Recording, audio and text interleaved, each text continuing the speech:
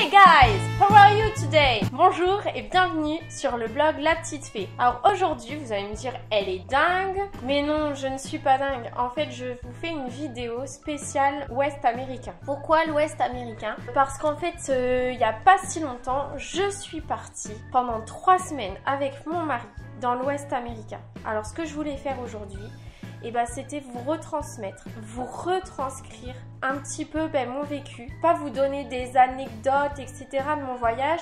En fait, c'est vous donner des petits conseils.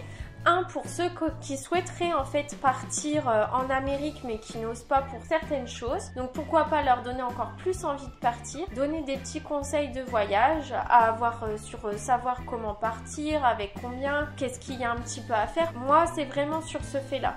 Donner des petits conseils parce que je n'ai aucune leçon à donner, au contraire. Mais partager mon expérience, savoir comment peut-être vivre un peu ce voyage et pourquoi pas aussi donner en fait des petits conseils à ceux qui vont peut-être partir très prochainement et ils savent peut-être pas quoi mettre dans leur valise, je n'en sais rien, voilà. C'est vraiment un partage comme d'habitude. Certes, ça n'a rien à voir avec mes activités manuelles d'habitude, mais voilà, j'ai ce besoin. J'ai tellement aimé ce voyage que j'ai envie de donner de ce que j'ai vécu, de mes émotions de là-bas, de vous le transmettre. Je vais enlever mon petit chapeau.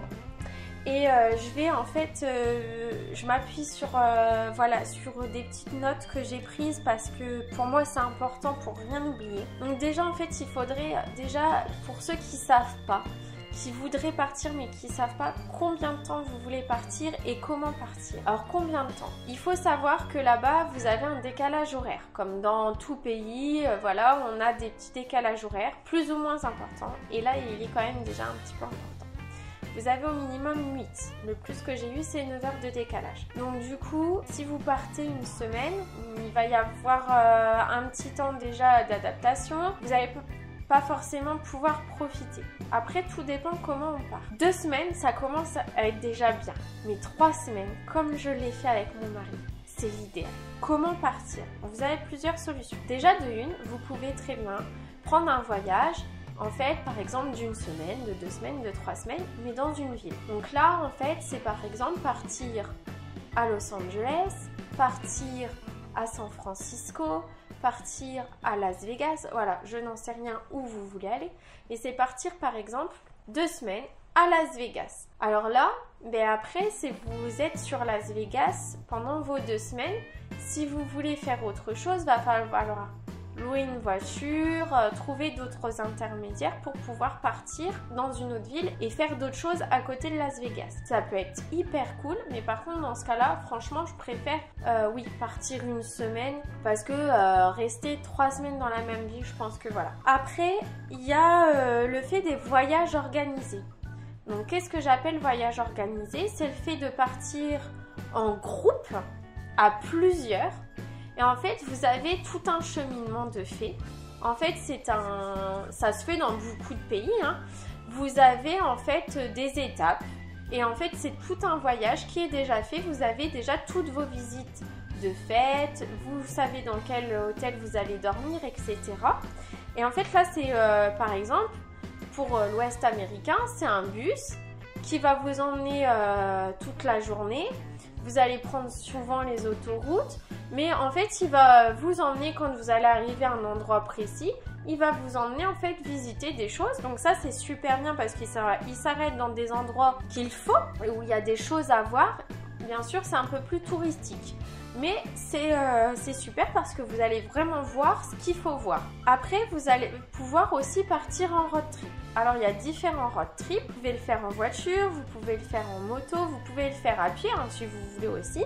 Après, tout dépend de l'organisation. Alors, moi, je vais vous parler. Nous, on a fait un road trip puisqu'on est parti. Alors, c'est un groupe, certes, puisque c'est grâce à notre entreprise, en fait, dans laquelle nous travaillons à côté en tant qu'indépendant. On a pu donc partir en road trip. Donc là, en fait, c'est un road trip où on on avait une voiture qui était louée, tout était compris, hein. Les hôtels, les nuits en fait avec le petit déjeuner, la location de voiture, les billets d'avion aller-retour. Nous avions juste le repas du midi et certains du soir, parce qu'on avait aussi des petites soirées organisées. Donc du coup ça nous a permis d'avoir une certaine liberté, et ça c'est clair, et surtout de pouvoir sortir des sentiers battus. Après, chacun fait ce qu'il veut, mais moi je trouve que partir, moi c'est mon ressenti, mais parce que moi j'adore être comme ça, mais même si par exemple on part entre potes, qu'on se loue une voiture et qu'on part en road trip, on sait qu'on a des hôtels etc, qu'on a déjà loué etc d'avance machin, on part en voyage et on part un peu à l'aventure, malgré qu'on sait qu'on doit se rendre d'un point A à un point B. Après, chacun fait ce qu'il veut selon aussi ce qu'il a envie d'avoir et s'il a envie de se sentir plus ou moins en sécurité par rapport à lui, à ses peurs. Après, voilà. Ce que je voulais vous donner aussi comme conseil, c'est ce qui est un peu les produits qu'il y a un peu à mettre dans votre valise. Moi personnellement, le jour où je vais le refaire dans 3 ans, je veux mettre le moins de choses possible dans ma valise pour repartir avec plus de choses. Parce que franchement, les magasins là-bas, ça vaut le coup. Je vous en reparlerai un peu plus tard. Déjà, partez avec crème solaire et après solaire. J'ai beau ne pas prendre de coups de soleil en France, là-bas, je m'en suis pris même dans le cuir chevelu, pour vous dire. Donc, crème solaire, prenez 2 tubes, après solaire 2 tubes. Ne vous fiez pas aux indices de solaire. Il n'y a pas de législation là-dessus. Donc prenez de l'indice 30, mais badigeonnez-vous. Si vous savez que vous prenez en fait toutes les demi-heures un coup de soleil, indice 30, toutes les heures vous mettez de la crème. Après solaire, nickel, ça va vous apaiser au cas où. Prenez une crème hydratation intense visage et corps. Pourquoi? Parce que là-bas, il fait tellement chaud. Le moindre que j'ai eu, ça devait être peut-être 17-18 degrés à San Francisco et encore, ça n'a pas duré longtemps. Sinon, tout le reste, c'est plus de 30 degrés et si c'est pas plus. Donc, le visage et le corps, il a vraiment besoin d'être hydraté. Dans votre valise, n'hésitez pas à mettre une trousse de soins. Moi, j'en ai mis une. Pourquoi? Parce qu'en fait, si vous arrive un petit bobo, vous allez devoir courir, sachant que si vous êtes par exemple en bus, vous n'allez pas pouvoir forcément vous arrêter comme vous voulez, même s'ils essayent de faire les choses en conséquence. Mais mettez-vous toujours une trousse de soins, premier bobo, etc. Parce que comme ça, vous n'allez pas courir. En plus, là-bas, les médicaments, ils sont dans les supermarchés à disposition, mais c'est pas les mêmes grammages qu'en France. Ils n'utilisent pas forcément les mêmes produits. Il y a des choses qu'ils utilisent que nous, on n'a pas le droit d'utiliser en France. Au lieu d'éviter peut-être d'aggraver votre cas si on ne connaît pas forcément les proportions, etc. Voilà, moi j'ai préféré partir déjà avec un minimum. Le désinfectant, les pansements, une compresse, du sérum physiologique, du sérum ophtalmique pour un peu plus nettoyer les yeux au cas où, du Doliprane et Ferrelgan selon ce que vous préférez, de la détox pour l'estomac et les intestins au cas où, parce que vu qu'on mange pas pareil qu'en France, du Smecta pour justement pallier à tout ça, des gommes pour la gorge, parce que vu qu'il y a les climatisations, que ça soit dans les hôtels, les voitures, les supermarchés, on n'est pas forcément habitué, on passe du chaud au froid et allez on y va. Donc du coup, un petit peu de gratouille, voilà, des petites gommes, ça fait pas de mal, ou des bonbons à sucer, hein, comme vous voulez, et des dollars déjà en poche. Pourquoi?